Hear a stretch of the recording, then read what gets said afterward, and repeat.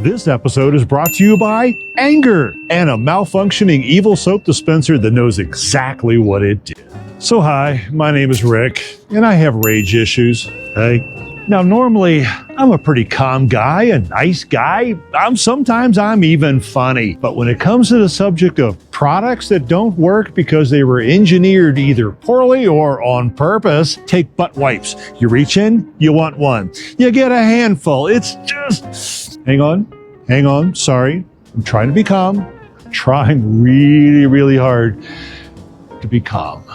So they say that the first way out of a problem is to acknowledge a problem. Take a tool.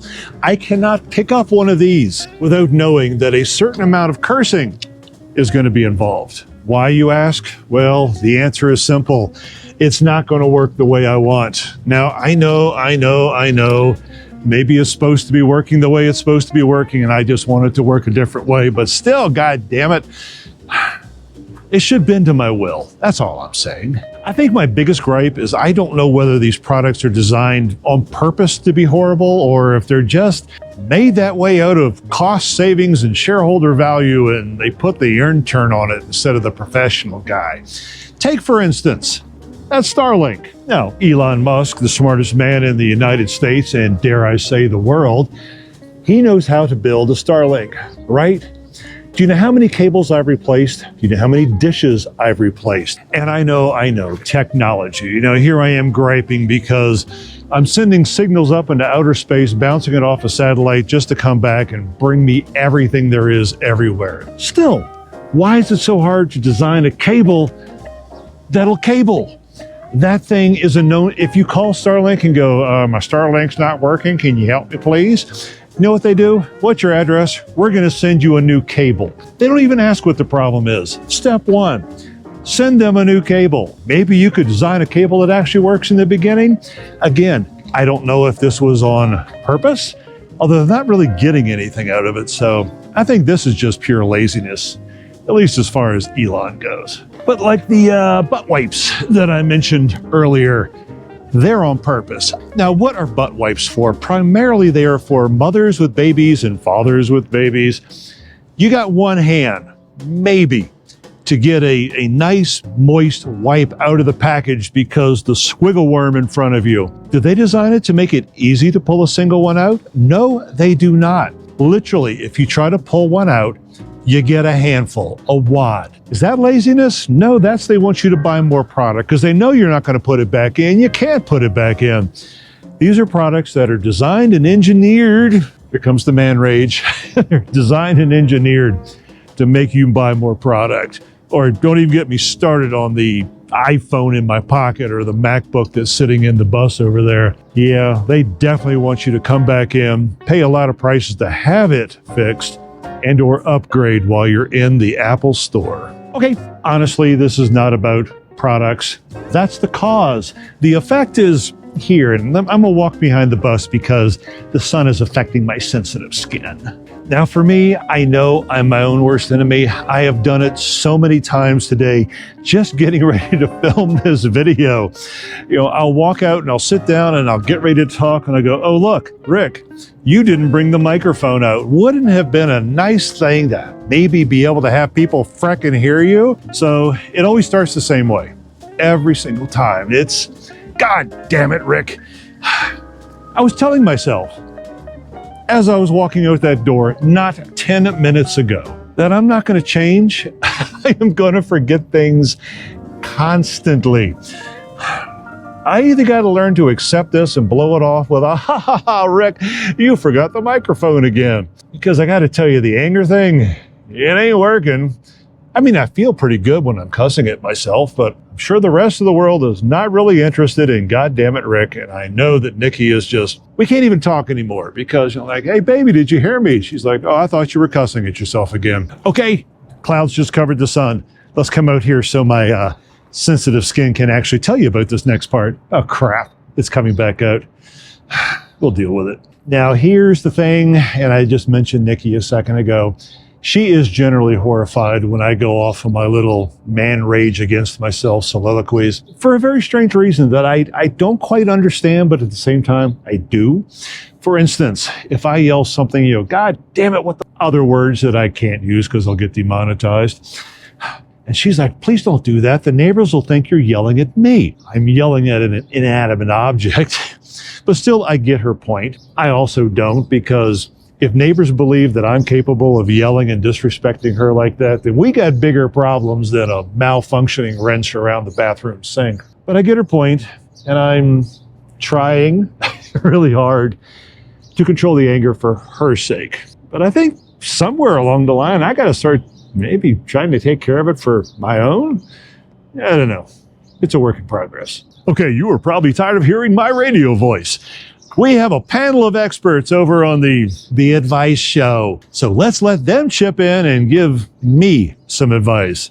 Hey, boys, what you got? Hell yeah, I got advice, Rick. Step 1, go find yourself a 1972 Camaro. That's when America still gave a damn. You open that hood, there's room to work. You didn't need some yoga certification just to reach the oil filter. And if something broke, you fixed it with a wrench, a pair of vice grips, and an open beer. Now everything's plastic. Clipped together, glued shut. You pop the hood on a new truck and it's just wires, computers, and sadness. And don't even get me started on this Starlink garbage. It looks like somebody packed a ball of snakes and dared you to unravel it. No American man should have to ask permission from his router to be online. So Rick, if you're screaming at objects, I say keep going. They deserve it. Just make sure that Camaro ain't within earshot.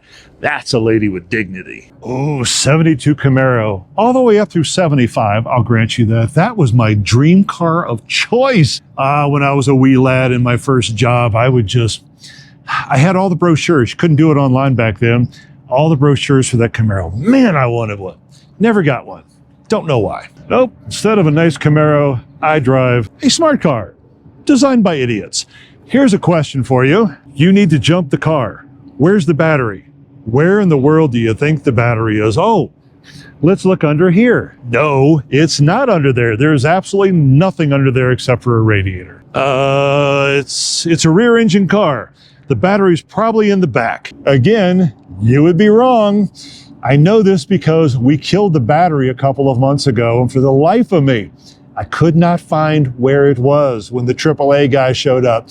He didn't know where it was. So let's go on a journey. See if I can get to it. You have to pull out the carpets. You have to pull out this block, and under there, do you see it? That's the battery. The engineers at Mercedes who put this stupid thing together, they put the battery in the floorboard underneath where the passenger puts his feet. Who knew? I didn't know. That's the kind of engineering that inspires man rage. Okay, Miles, I know you're chomping at the bit. What you got?